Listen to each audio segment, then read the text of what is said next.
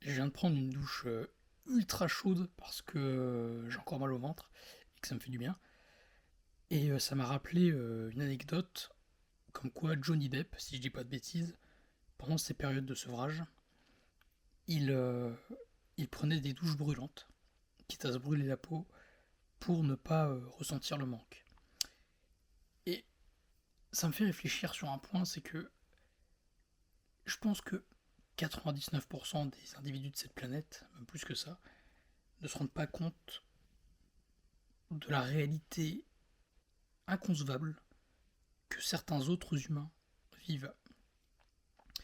Et c'est un peu un des défauts des films, livres et œuvres d'art tout public, grand public plutôt, c'est que ça représente une image romancée et accessible d'une réalité qui au final n'est pas du tout réaliste.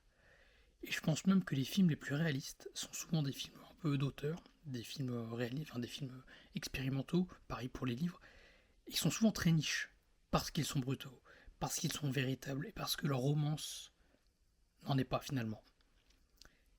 Et je dis ça parce que moi je comprends cette logique de Johnny Depp. Moi mes sevrages sont un peu différents parce que mes troubles sont différents des siens. Mais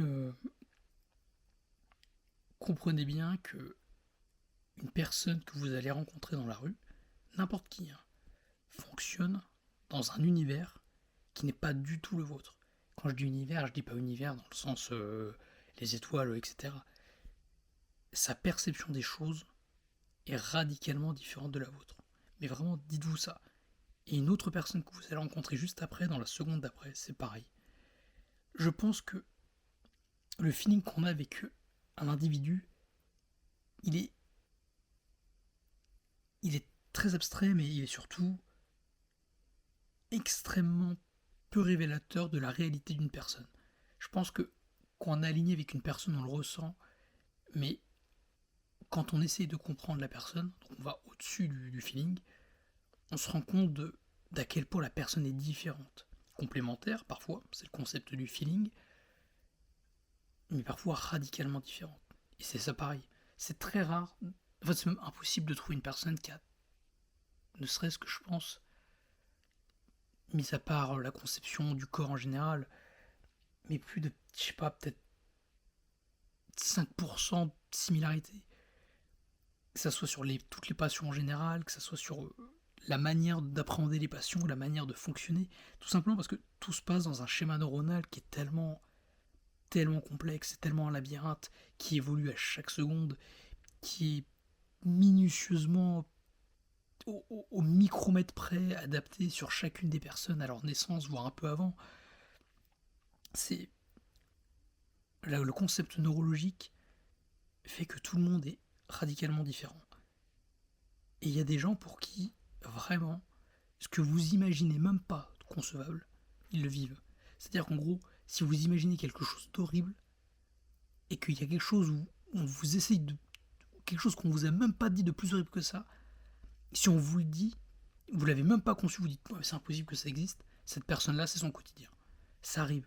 Il y a des gens pour qui la réalité est tellement différente, parce que la vie n'est pas la même, parce qu'ils ont grandi dans un environnement différent, tout pareil que des choses que vous n'avez même pas conçues, que dans votre tête, c'est même pas possible que ça existe.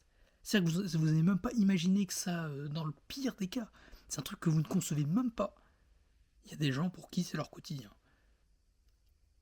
Et mais réel, hein. Genre, il y a des gens pour qui, plusieurs fois par jour, ils vivent des trucs que dans votre tête, ça n'existe même pas.